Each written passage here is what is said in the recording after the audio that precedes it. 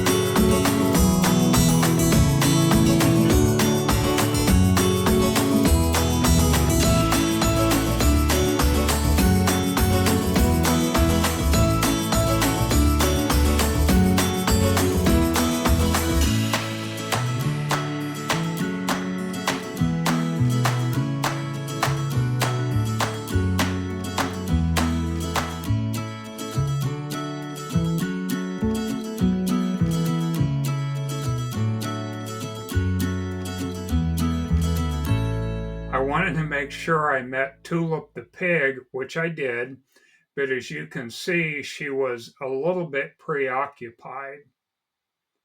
Last year, I had bought one of Tulip's paintings at an online fundraising auction for the sanctuary.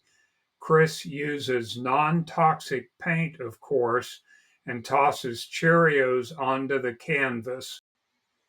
While Tulip chases down the Cheerios with her snout, she spreads the paint.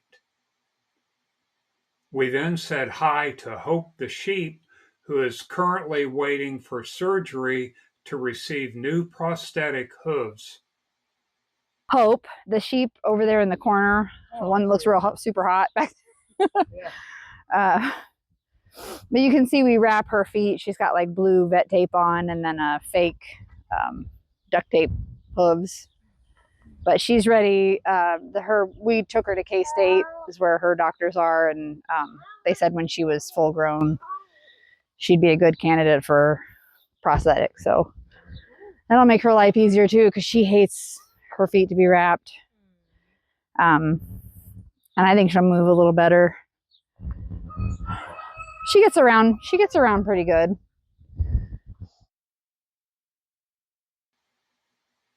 And we met this handsome guy, Mr. Poe. Mr. Poe doesn't paint, but he's a striking subject, as you can see. This is another painting I bought during the auction.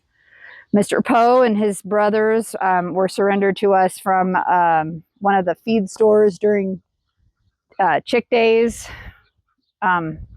Chick days are awful because they're sold as hens, but there's always roosters, and that's why 64 roosters live here.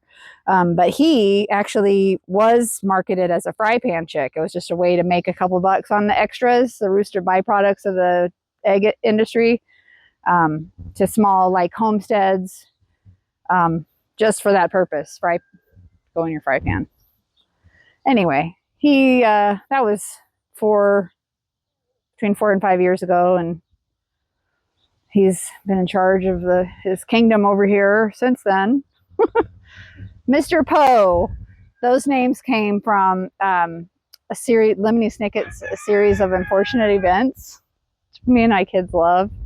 So we have like all of the characters. He's Arthur Poe, and then we have others.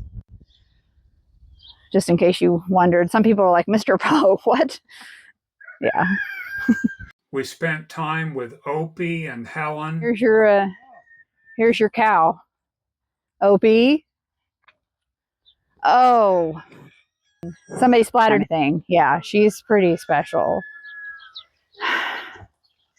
Yeah, when I put the automatic water, I made this space for this because it wasn't muddy. We also met some of the newest residents, these 31 young chickens who Chris recently rescued. Now they're all in these just to get them out of the way so we can tear everything down. Oh, something else you probably don't know. We are in the middle of creating an alternative chick hatching program for elementary schools. Oh. Okay, that's fine. So we have 31 of these little chicks came from a local school hatching program, because schools will get eggs and they'll incubate and then they'll hatch them. It's all about teaching the life cycle and whatever else. And so the kids raise them for about a week, and then they have to find a place for them. So it's unethical. It's breeding animals where we don't need to be breeding animals. And half or more of these are roosters, because that's just how it is. So we've got these, and we're creating, I have one of my volunteers is a teacher, and she develops curriculum. So she's working on that. And we're also partnering with Animal Learn, who creates the models and the dissection alternatives. So it's going to be a huge package that a teacher can take and use it as an entire lesson plan for every subject and for every grade. So it's going to be really good. So that will go out this fall to our local teachers. It also comes with our new building. We're putting in live cams for some of the flocks. So instead of having the little chicks peeping for their mothers in the classrooms, they can take a look at the normal behavior, chicken flocks, in a normal environment, and they can watch them whenever. So that's our big plan for this year. This guy's not a chick, but they love him. He's their mother right now. It was kind of by accident, just because we had separated this when they were smaller. When they started in the house, you know, in the tub, and then they got bigger, and then finally they were able to come out here with all their feathers. And I had split this in half, and he was over there. Well, I noticed that he'd lay down, and all the chicks would come and like through the fence. And then I left him there for several days, and then moved him in with them, and they've been fine ever since. But the highlight of the visit for me was seeing Lincoln. As I said earlier, I had met him at the sanctuary a year before and quickly became attached. When I saw him this time, though, at first it didn't seem like he recognized me. I'm sorry, it's too hot. Too hot. Hey, buddy. Just try to remain calm and not. I have to watch his. If he gets all puffy to show off, he's going to be fine. I'm sorry. You got to come out and eat. Eat and drink and. Okay. Yeah, he does that. When he's not a broody hen, he will go to our windows and look at his reflection all day. So, yeah. Well, he's mad now, and he's going to find another place to hide. Lincoln. It's kind of surprising, though. He should have at least tried to show off a little bit for new people. That's what he usually does. Come on.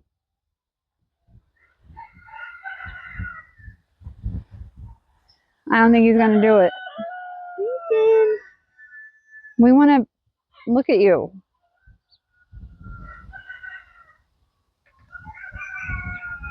What would happen if I yelled at them for doing this? I don't know. He might. I don't know. It was near the end of our visit, and we weren't having much success getting his attention.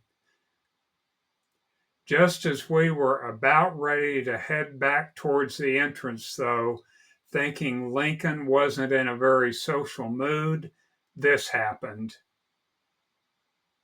Oh, I don't know what he would think about that. Let me see your feathers. Ken's back. You love him. Here he goes. Halfway there. There we go. Yeah. Oh, thank you. Oh, there's Nate. Oh, what? Okay. Nate, don't come over here making Lincoln mad. Points his fan in your direction. That just means he wants you to see it. Nate, come on. And aggravate the turkey. Hey, Nate. Missing a couple feathers. Wow. Pretty. Have you ever felt a turkey head? Go for it. Ah! Have you? Would you like to feel his head? No. No. Brains? Yeah. No, what brains feel like.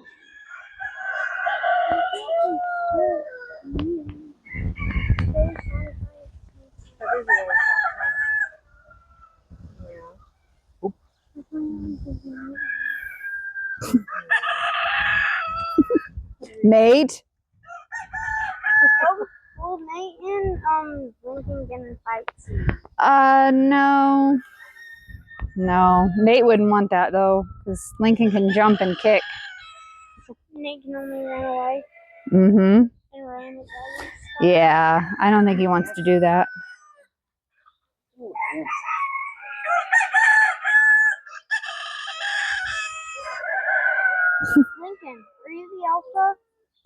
the top dog around here? In the window. One of our volunteers got him a full-length mirror. It broke out here, though. Somebody knocked it over, and he loved that, though. I wonder about those little baby mirrors. Like there's a bigger one. Oh, yeah. Uh-huh. Oh, hi there. I'm still here. Hey, Lincoln, buddy. You want to get in the video with me? Hi. There.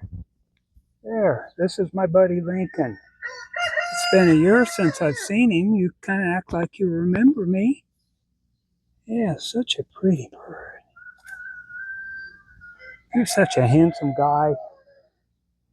Talking about the bird, not me.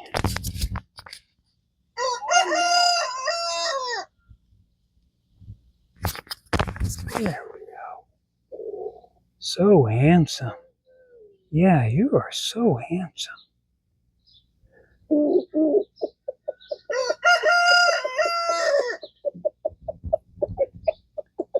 Such a handsome guy.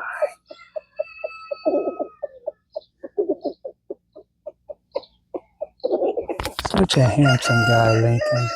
Thank you for showing me all those beautiful feathers. Such beautiful feathers. Thanks, Lincoln. Thank you.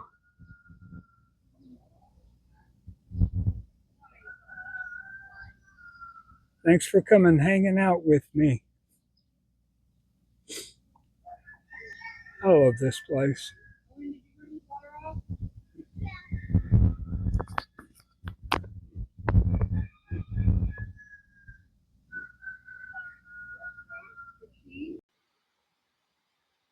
Soon it was time to start the 3.5 hour drive to Hutchinson, where my son Nathan lives with Brooklyn, of course, Silas and Titus, and my granddaughter, Caitlin. Oh, there you are. Oh, thanks for having us. Really great to see the song. Thank you. Hi, Grandpa.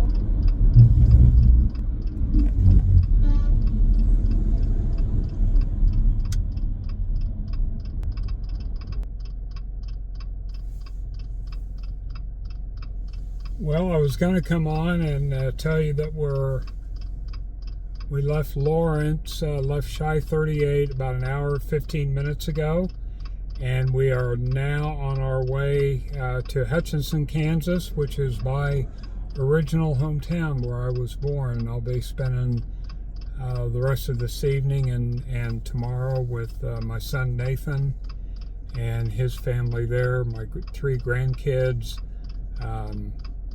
and my daughter-in-law Brooklyn. And we'll do some things in Hutch that I'll video.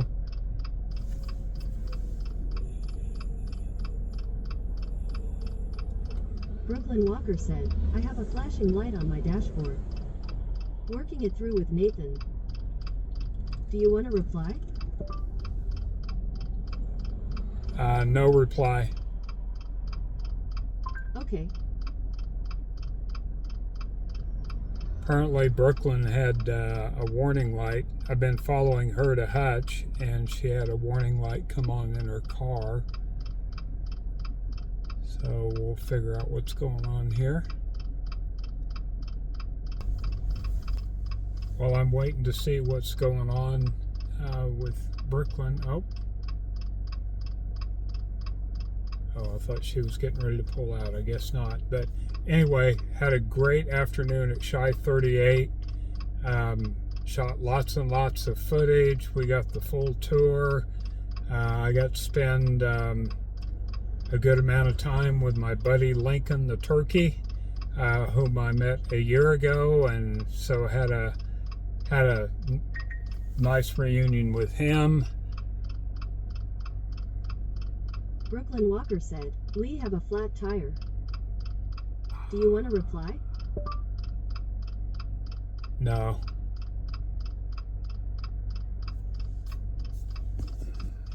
Okay then.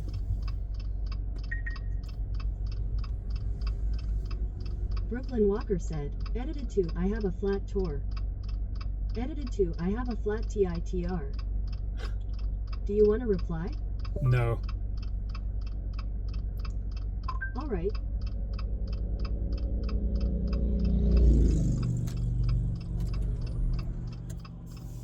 All right, she's got a flat tire. I will be back. So Brooklyn has a very flat front right tire. So she's called roadside assistance, and they'll be here in about a half an hour. She told me I could just drive on to Hutchinson, but I'm obviously not going to do that. That wouldn't be very considerate. Anyway, so that's just the kind of thing that happens on the road from time to time. Expect the unexpected. So when the tow truck gets here, I'll come back on, or not tow truck, but roadside assistance truck, which is probably also a tow truck, when he gets here, and we'll figure out what we're going to do. And I will come back and talk to you some more later, perhaps, and I may have a car full of new passengers with me if I'm driving everybody back to Hutchinson for the night. So we'll see you later. Bye. All right, we're making progress. The tow truck roadside assistance is here, and he's going to change the tire for us. So we're back on the road again, traveling 49 miles an hour, but we're moving, so that's good. Good morning. It is now Monday morning. I had a real good sleep last night. We were up to about 12:30 or so after our late arrival with the tire incident. But like I said, I got a great sleep. I'm ready to go. And I'm in my hometown now, out in front of my son and his family's home. Spent the night there. But this is my hometown. This is where I was born and grew up. So I'm going to take a little tour. I've been here. I've been back several times since leaving a few decades ago. But I'm just going to go around and revisit some of my like my childhood home and some other places you'll see as we go. So we're going to back out, and we're going to go just a few blocks away from where we're at now to what used to be St. Elizabeth Hospital, which was my starting point, actually. So here I am at St. Elizabeth Hospital, or the former St. Elizabeth Hospital, and this is where I was born over 70 years ago. So it's been a while since I've driven by it several times over the past few years, or at least a couple of times. But this is the first time that I've really gotten out and explored a little bit. As you can see, the building is in pretty bad shape. It's considerably older than I am. So, and you can tell it. I have heard, I understand from Brooklyn, that local interfaith housing is, I don't know if they now own the building or if they're going to buy the building, but the plans are to remodel it or renovate it and turn it into low-income apartments, which I think would be awesome, because right now the building is just sitting here and falling apart. And you'll see that. We'll go on a short tour here. You can see what I'm talking about if you look up there. Let me zoom in a little bit. You can see, should be able to see some. There we go. There's some broken windows that are there. They are. There's broken windows up there. There are several windows that are open up on the upper floors. So I would imagine the interior of those areas is a complete mess. This used to be the main entrance. Inside there, they probably don't want me crawling around in there, but there's a little bit,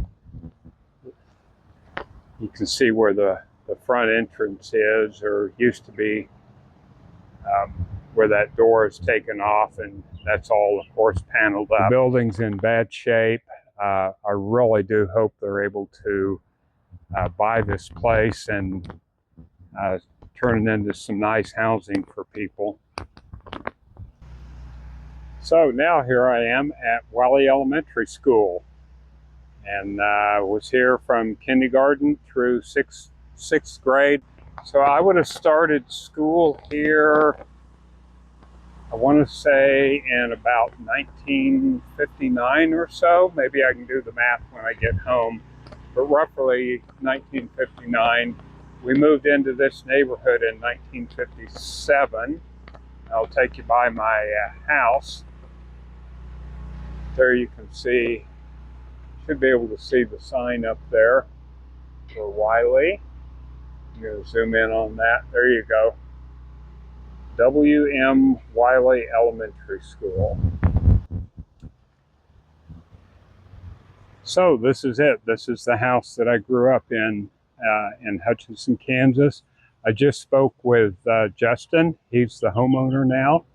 And he gave me permission to set my tripod up and do a little bit of video here at his home, which used to be my home. Like I said, we moved here, I think it was in 1957, and I lived here for 18, 19 years. The last year or two was I moved in and out. I think I moved out, and then I moved back for a short time, and then back out again permanently. But my mom lived here for a couple of decades at least after that, before she sold the home and moved to Colorado, where my brother David was moving to. But this is my childhood home, Hutchinson, Kansas. Probably about 900 square feet. There were 4 boys that were, let's see, my older brother Dave, my older brother Ed, actually 5 boys. I had to double think that, but David, Eddie, Mike, who I'll be visiting in a couple of days, myself, and then my one younger brother, Billy. So this is where we grew up. And that siding looks pretty new, but that could be the siding that my parents had installed after I moved out, is my best guess. So thank you, Justin. I appreciate it very much. Take care. I didn't realize he was waiting for me. He pulled up just when I did, pulled up right behind me just after I got here. So this is Cow Creek. Hopefully you can see the water down there. The sunshine is making it difficult for me to see what's on the screen. But this entity right here that we're looking at, the concrete with the water flowing out of it, this is what was just called, and probably still is, the tunnel. So, and there were always urban legend stories about the tunnel, about who or what might live in there. Up. Oh, they have it blocked out now, but it didn't used to be that way. You could go as far back in there and explore as you want. And I heard stories of kids who took long treks into the tunnel. I don't know where it goes on the other side, because I was not one of those truckers. But that's still here. And then, like I said, I'm not going to go all the way down there, but I'll zoom in a little bit, and you can see where this tunnel water outlet. Then we'll go down to Cow Creek. And this used to be, it's pretty well taken care of now, but this used to be a lot wilder. That we'd get on our bicycles with as many sticker plants as we could hold, and then we'd just drive right around in circles on the street, kind of playing cat and mouse. And when you got within range of somebody, you'd take one of your sticker plants and flick it at them, throw it at them as hard as you could. And they definitely stung when you got hit, but we had a lot of fun doing that. Let me go back down here, because now that I can see the image, I just want to make sure. I'm going to do a retake on the sticker plant part. Flip on. I'm pretty sure I got it the last time, but just want to make sure. Let's see, where'd they go? Okay, here we go. So these are the sticker plants down here. If you can see them with the shadow. There you go. You see those, but those little suckers, like I said, they would really sting. Especially if you got hit in the face, but a lot of times you just get hit in the shoulders or somewhere on your shirt and they would stick to your shirt. But it was pretty funny. I finished a short tour around town, and then it was time for dinner.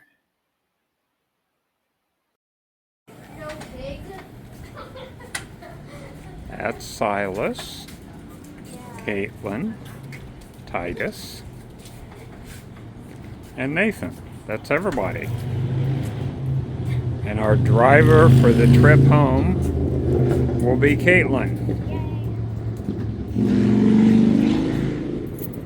She got us here safely, so I'm very comfortable with her being our pilot.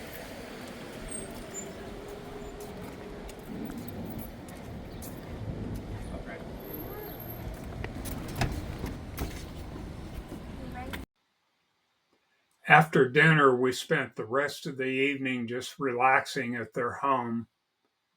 And the next morning, it would be time for me to head south towards Austin, Texas. Be sure to check out some of my other videos here on YouTube. You can learn more about Chris, the founding of Shy38. You'll see more of Hope the sheep, Helen and Opie, and of course, Lincoln. In my next travel vlog, you'll meet my brother Mike, and you'll hear his story about why we hadn't seen each other for over 30 years. And then we'll move on to Austin Farm Sanctuary. Thanks for watching, and I'll see you on down the road.